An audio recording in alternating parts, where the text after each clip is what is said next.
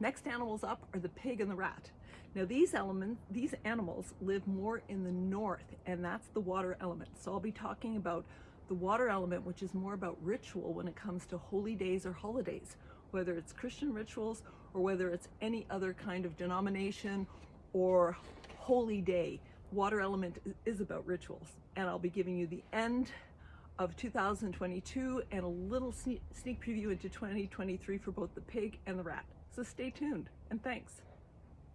Pig and rat. Now, the pig this year is going to find it a little emotionally challenging as you go out of 2022. Concerns will be around money. So what I would say about that is make yourself a good budget, stick to it. The family, you'll be worried emotionally about your family members. So what happens with pig is that they can get really stuck in the mud around worry. So my sense is just switch it up. Go out for a walk, do some meditation, listen to some music, go buy some Christmas gifts. Like, distract yourself from worry and just be present for your family. Because as you go into 2022, you're going to find it's a real important year for self-evaluation and looking at what you want for the rest of your life and how you react and respond to family concerns.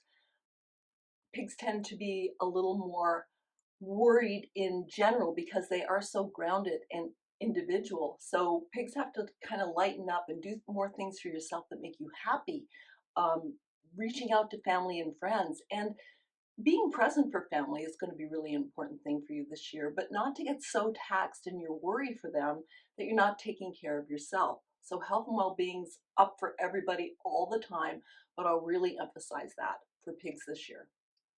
Our next animal on the Zodiac is the rat. And the energy of the past few weeks coming up into the Christmas holiday, you might find yourself spiraling downward a little bit. Rats can get really facetious about things, and Christmas is coming, and it kind of starts the wheels going for the rats that are scurrying around trying to get it all right. And it's not something you should focus on is getting worried about things. It's more, you really have to fix your frame of mind to be more accepting of the fact that you're like that and that you don't have to do it all. And that's the biggest thing I can tell you about going out of 2022 and into 2023 is that refine your process.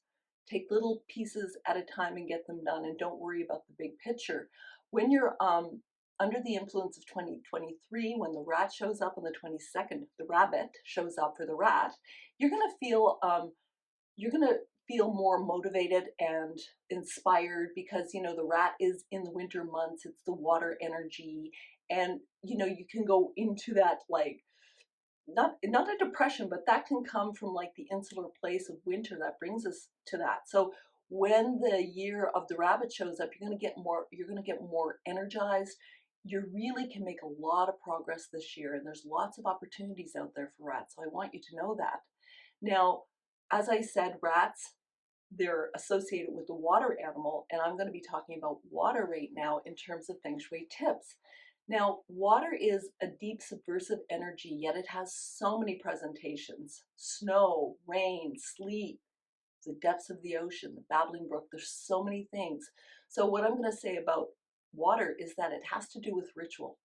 And this year, as a Feng Shui tip, even if you're not religious or penchant to doing things that are ritualistic, it's really important to be aware and conscious of the rituals around you, and even creating some of your own rituals that will be in your family for years. If you have a young family, great time to create Christmas rituals. If you have traditional rituals from the past, really kind of sink into them. Do more study about them. Find your personal connection with your type of ritual. That could be going out and feeding people at Christmas time. It could be anything that is important and kind of sacred to you, like what it makes you feel connected to the energy of the greater good, the whole, spiritual, God, whatever that feels like for you.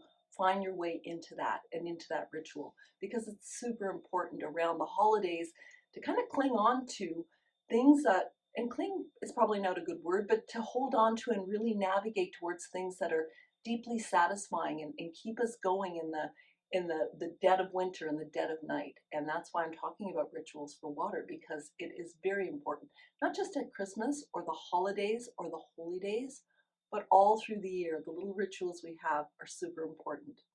Thanks for joining me. I'll be back with the ox next, and have a great day. Leave comments and subscribe.